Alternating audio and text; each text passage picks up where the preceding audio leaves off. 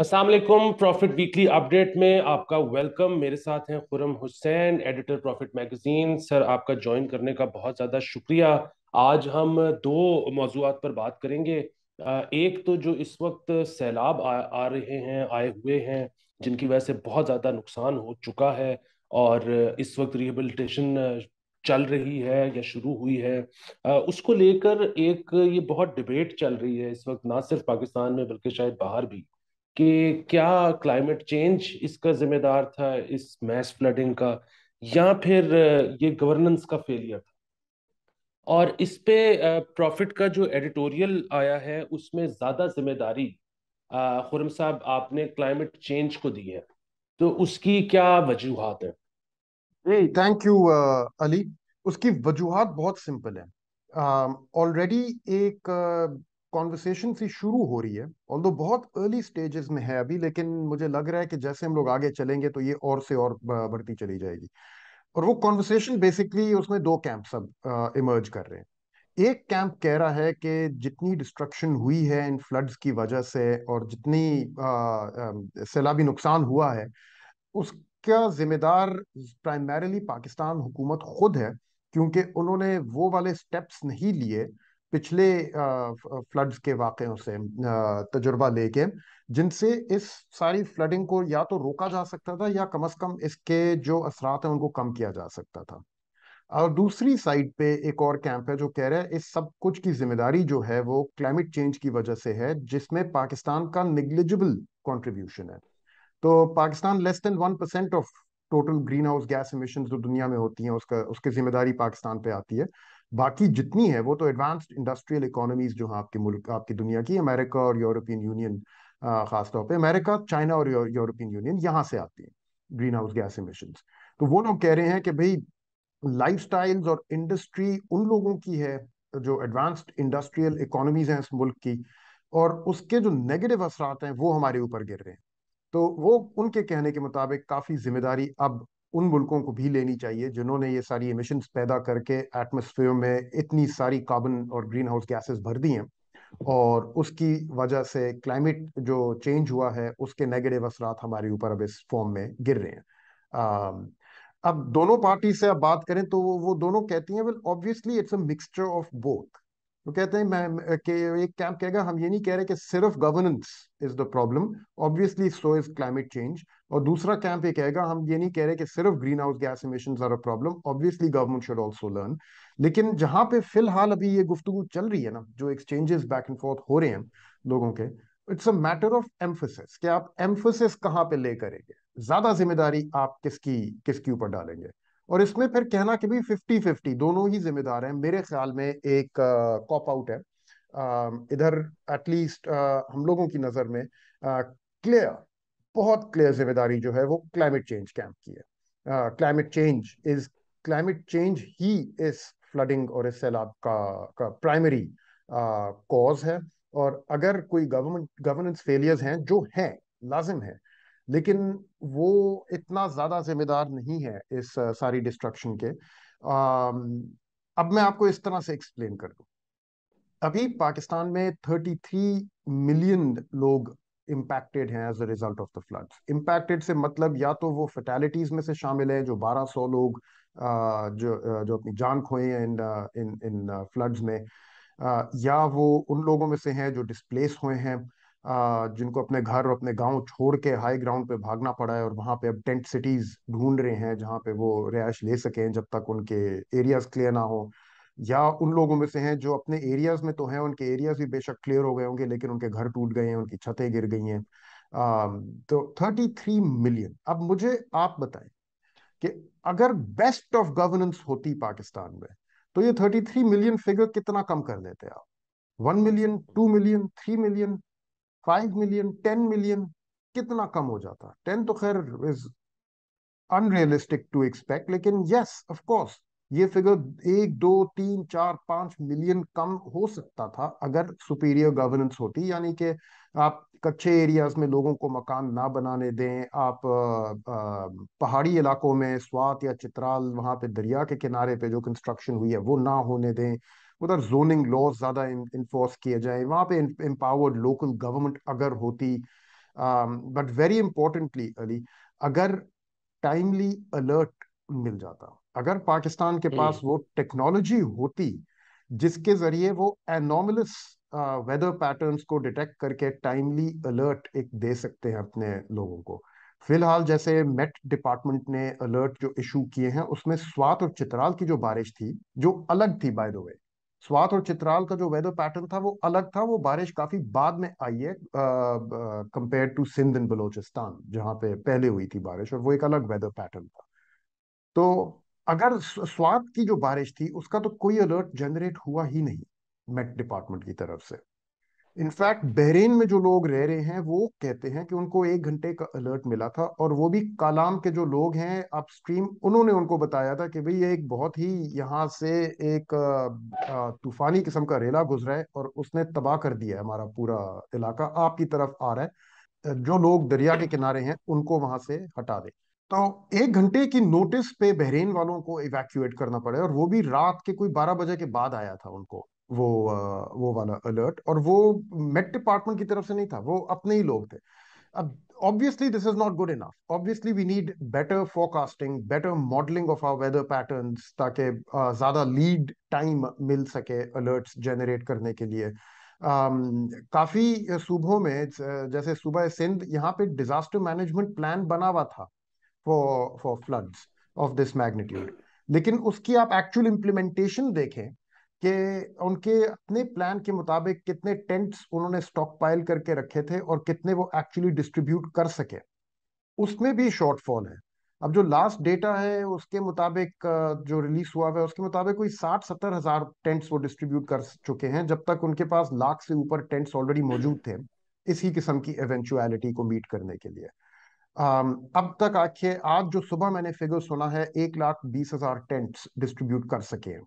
और ये कोई कितना हफ्ते से ऊपर हो गया ना, कोई 10 दिन चल रहे हैं इन इन फ्लड्स को। But do you know Ali how many tents they need in order to cope with this? No. 6.5 million.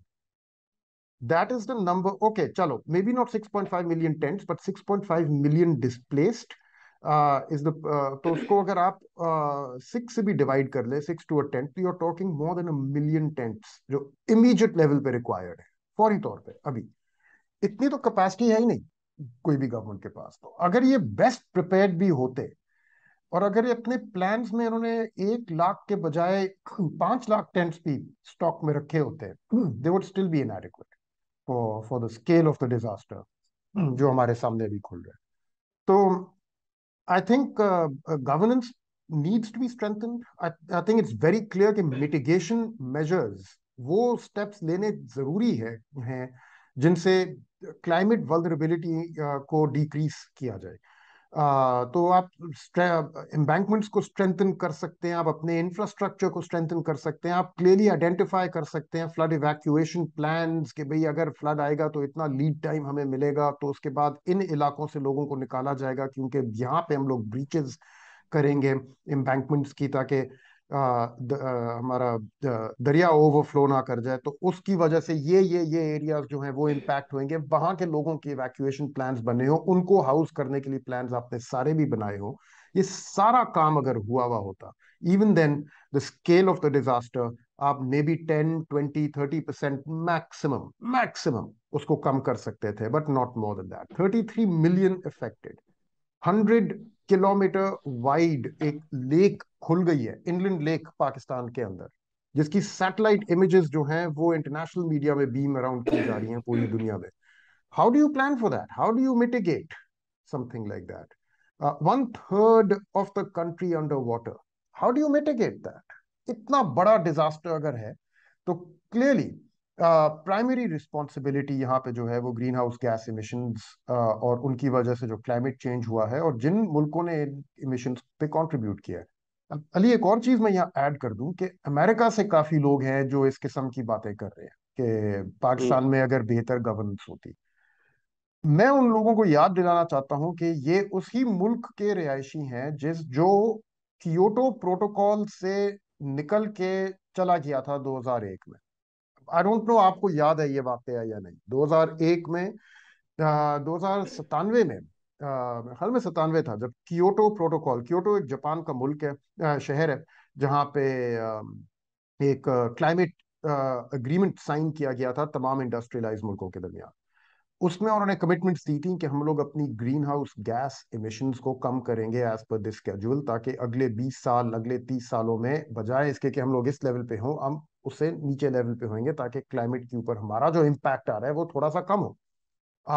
ये 97 में हुआ था। 2001 में सदर जॉर्ज बुश जूनियर साहब जो हैं, उन्होंने यूनिलैटरली अनाउंस कर दिया कि हम इस एग्रीमेंट को नहीं ऑनर करेंगे, हालांकि अमेरिका सिग्नेटरी था उस एग्रीमेंट का। अगर वो अग्रीमेंट, और वो उस जमाने का एक बहुत बड़ा वाकया था, लॉन्ग बिफोर 9/11, ये एक और 9/11 जॉर्ज बुश साहब ने बाकी दुनिया को दिया था। और आप जाके इस पे देखें, जो कमेंटरी थी, आप गूगल करके देख लें इसके अराउंड जो कुछ लिखा गया है, अमेरिका लीव कियोटो प्रोटोकॉल इस तरह करके, और आपको अंदाजा होगा ये कितना बड़ा एक फैसला था जो उन्होंने ऐसे बैठ के कर दिया कि हम लोग इसको ऑनर नहीं करेंगे। उसकी वजह से अगर वो अग्रीमेंट इन फोर्स रहता तो आज ग्रीन हाउस गैस इमिशंस की क्या सिचुएशन होती, ये खुद आई थिंक वो लोग अगर देख ले, नंबर वन। और नंबर टू, जो लोग अमेरिका में बैठ के ऐसी बातें कर रहे हैं, उनको देखना चाहिए कि उनका अपना कार्बन फुटप्रिंट कितना बड़ा है। और ये जो सैलाबी मुतासरीन है, उसमें से मेरे ख्याल में अगर आप 1,000 लोग भी ले लें तो उनका भी कार्बन फुटप्रिंट इतना बड़ा नहीं होगा जितना एक American middle class suburban family का होता है। तो हम्म। आई थिंक पर्सपेक्टिव थोड़ा रखना चाहिए।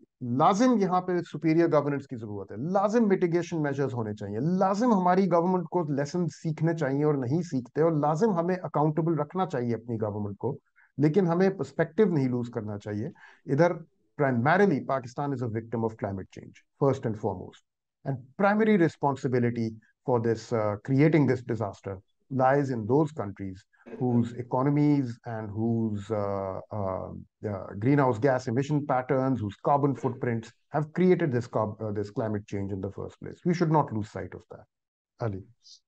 बिल्कुल ठीक है, थैंक यू। अच्छा, खुरम साहब, एक तो आईएमएफ से पैसे आ गए, और दूसरा पैसों के साथ साथ बहुत ज्यादा कागजों का एक पलंदा भी आया है। शुक्र है हमारी जिंदगी में आप हैं जो कि हमें पढ़ के बता देते हैं कि उसमें क्या लिखा हुआ है, क्योंकि हमसे तो ना हो पाता।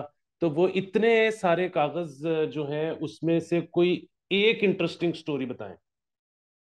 एक इंटरेस्टिंग स्टोरी, एक तो हमने छापी है अपने इसी हफ्ते की इशू में।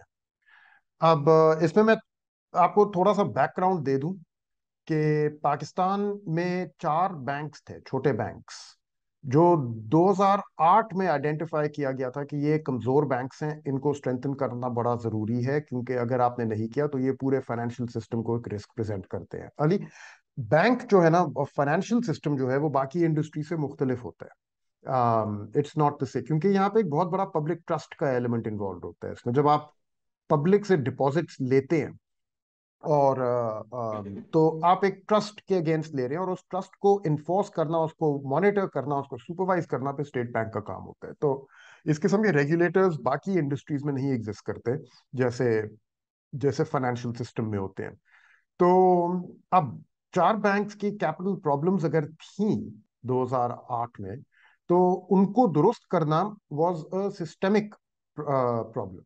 यानी कि बाकी बैंक्स उससे मुतासिर होते हैं, कि अगर इनमें से एक भी बैंक डूब जाए तो बाकी सारे बैंक्स उससे इम्पैक्ट होते हैं। ये नॉर्मल इंडस्ट्रीज में नहीं होता। अगर एक सीमेंट प्लांट डूब गया, फाइनेंशियली अपने वो डेट्स नहीं मीट कर सका, बाकी प्लांट्स को इतना ज्यादा इम्पैक्ट नहीं होता। मे भी थोड़ा बहुत उनके भी क्रेडिटर्स मुड़ के पूछ लेंगे कि भाई आपको तो इस टाइप के मसले नहीं है जितने जिस तरह के इन लोगों को थे, and what not, but that's about it.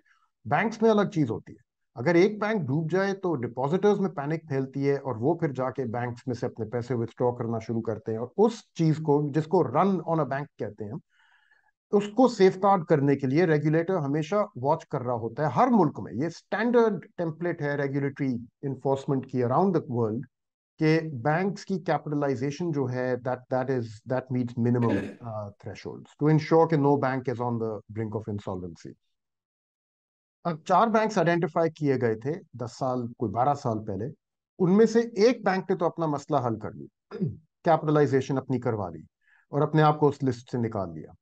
एक और बैंक उससे नहीं निकला जा रहा था। वो कभी एक इन्वेस्टर लेके आए, कभी दूसरा इन्वेस्टर लेके आए, लेकिन उन इन्वेस्टर्स के बारे में सवाल जवाब जब होते थे वो नहीं उनसे आंसर किए जा रहे थे। तो उस बैंक को 2015 में फोर्सिबली अमेलगमेट किया गया था।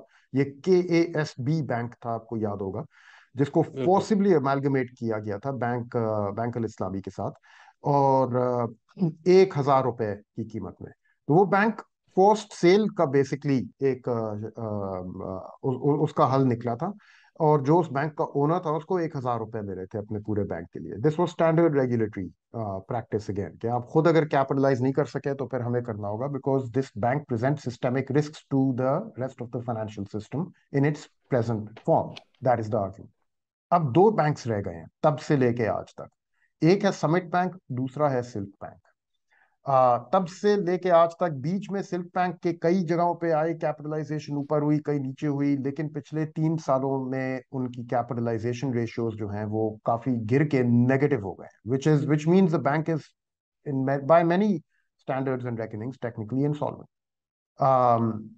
Likewise with Summit Bank, उनका तो -65% कैपिटलाइजेशन रेशियो हो गया, which is catastrophic. I mean ये रेशियो +10% एट अ मिनिमम होना चाहिए। अगर आप -65% में चले गए हैं तो you are so far insolvent के, आई मीन सवाल पैदा होता है कि आप एग्जिस्ट ही क्यों कर रहे हैं।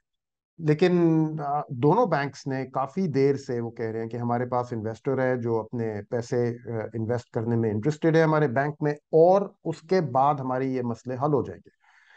अब मसला यहाँ आता है कि इन्वेस्टर कौन है। समिट के पास एक इन्वेस्टर है, उसका नाम अब्दुल्ला हुसैन लूटा। UAE नेशनल है, बड़ी अमीर तरीन फैमिली है UAE के। वहाँ वहाँ से उनका ताल्लुक है। और वो कह रहे हैं कि मैं 51% शेयर खरीदने के लिए तैयार हूँ इस बैंक के, इन रिटर्न में उसमें पैसे इंजेक्ट करूंगा। तो लूटा हम्म। साहब जो है उनको फिर एक फिट एंड प्रॉपर टेस्ट के थ्रू पास करना पड़ता है, which means State Bank determines कि भाई are you eligible to hold banking licence in Pakistan. और ये बड़ा एक स्ट्रिक्ट होता है, उसमें आपसे पूछते हैं आपके पैसे कहाँ से आए हैं, सोर्स ऑफ फंड्स आप दिखाएं हमें, आपके खिलाफ किसी किस्म की कानूनी कार्रवाई पहले हुई है, इफ सो उसकी डिटेल सबमिट करें, फलाना ढमकाना। इस किस्म के तमाम सवाल पैदा होते हैं। दूसरा जो है सिल्क बैंक, उसमें जो इन्वेस्टर हैं वो है अलीम खान, PTI के, ex-PTI ऑफ कोर्स। और अलीम खान साहब के खिलाफ एक नैब केस चल रहा है लाहौर में। तो ऑलरेडी एक सवाल तो ये पैदा हो गया कि will Aleem Khan pass the fit and proper test और नॉट। अभी तक तो वो उसमें कोई फैसला आया नहीं। अब लेटेस्ट IMF प्रोग्राम में हुआ ये है कि गवर्नमेंट ऑफ पाकिस्तान ने अब IMF को कमिटमेंट दे दी है कि ये दो बैंक्स या तो अपने कैपिटलाइजेशन प्लान्स जो हैं उनको कंप्लीट करेंगे बाय मार्च ऑफ 2023, और अगर उनसे नहीं होता तो मई ऑफ 2023 तक हम इनको रेजोल्यूशन में ले जाएंगे, कोट अनकोट रेजोल्यूशन। रेजोल्यूशन का मतलब है कि या तो they can become the subject of a forced restructuring, or they can become the subject of a forced sale, forced liquidation, forced amalgamation, or anything. I mean, अब इसमें क्या exactly steps लिए जाएंगे that we don't know, but ये पहली दफा government of Pakistan ने एक डेडलाइन अप दे दी है अपने क्रेडिटर्स को भी, कि हम अपने इस फाइनेंशियल सिस्टम को सेफ गार्ड करने के लिए इन दो बैंक्स को या तो मार्च तक रिकैपिटलाइज करेंगे, और अगर ना हुए तो मई तक इनको रेजोल्यूशन में ले जाएंगे। नाउ द ये खुरम डेंजर साहब, है। जब सारा ड्राफ्ट हो रहा था, जी, ये सारी चीजें, तो जो ओनर्स थे बैंक्स के, उनको पता था कि ये होने जा रहा है? देखिए एक ओनर को तो लाजिम पता था, दैट शौकत तरीन साहब। शौकत तरीन। शौकत तरीन साहब वुड नो, बिकॉज शौकत तरीन साहब ने खुद IMF के साथ बैठ के निगोशिएट किया हुआ है। फरवरी में जो डॉक्यूमेंट्स IMF एग्रीमेंट का निकला था उसमें तो एक स्ट्रक्चरल बेंचमार्क उन्होंने दिया था कि मई 2022 तक हम लोग अपनी कैपिटलाइजेशन प्लान कंप्लीट कर लेंगे। ये उसमें लिखा हुआ था। तो तरीन साहब तो नोस कि IMF को कितना इस चीज से कंसर्न है कि अंडर कैपिटलाइज्ड बैंक्स जो हैं वो पूरे फाइनेंशियल सिस्टम को एक रिस्क, उनमें से उन अंडर कैपिटलाइज्ड बैंक्स में से एक रिस्क एमिनेट कर रहा है जो पूरे आपके फाइनेंशियल सिस्टम के ऊपर अभी आया हुआ है। और ये सिर्फ पाकिस्तान में नहीं होता, by the way Ali, this is standard practice. किसी भी मुल्क में अगर अंडर कैपिटलाइज्ड बैंक्स मौजूद हों, उनके क्रेडिटर्स जो हैं उनसे कहना शुरू कर देते हैं कि भाई ये तो आपका पूरा फाइनेंशियल सिस्टम अभी लग रहा है कि एक रिस्क में है, आप उसको तो सॉर्ट आउट करें वहां पे। तरीन साहब को तो पता था, क्योंकि उन्होंने खुद निगोशिएट करके IMF से एक अपने ऊपर एक डेडलाइन ली थी कि मई 2022 तक हम कैपिटलाइज कर लेंगे अपने बैंक को। वो नहीं हुआ मई 2000, क्योंकि अब तो हम सितंबर 2022 में बैठे हैं और अभी तक वो कैपिटलाइजेशन नहीं हुई। तो अब एक और डेडलाइन निगोशिएट की है गवर्नमेंट ने, मार्च। लेकिन आईएमएफ ने, लगता है देखते हुए कि भाई आपको एक डेडलाइन दी थी वो मिस हो गई, अब आप दूसरी मांग रहे हैं, तो अगर वो मिस हो जाए तो फिर क्या होगा। तो उसके जवाब में उन्होंने कहा है कि अगर वो भी मिस हो गई तो फिर मई के महीने तक हम लोग इसको रेजोल्यूशन में ले जाएंगे। तो एक पार्टी को तो लाजिम पता था, दूसरी को भी पता ही होगा, क्योंकि ये कोई इतनी बड़ी सीक्रेट नहीं है। ये बैंकिंग हम्म। सर्कल्स में तो सबको पता है कि ये दो अंडर कैपिटलाइज्ड बैंक्स हैं, इनकी वजह से बाकी फाइनेंशियल सिस्टम को एक रिस्क पहुंच रहा है, कि ये रिस्क जो है ये पाकिस्तान के तमाम बाकी जो क्रेडिटर्स हैं, खास तौर पे बैरूनी क्रेडिटर्स, उनकी इस पे खास नजर है। और ये पाकिस्तान के हर और चीज़ों को भी इम्पैक्ट कर रहा है, फाइनेंशियल सेक्टर की क्रेडिट रेटिंग वगैरह उसको भी इम्पैक्ट कर रहा है। इसको रिजॉल्व करना बड़ा ज़रूरी है।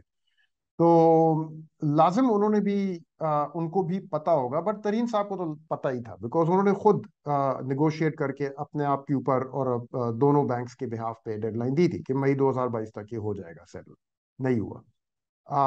So that's where things stand. Under the IMF program, both the people who own these banks, Silk Bank and Summit Bank, could potentially lose their bank by May of 2023 if they don't get the capitalization problem sorted by coming March.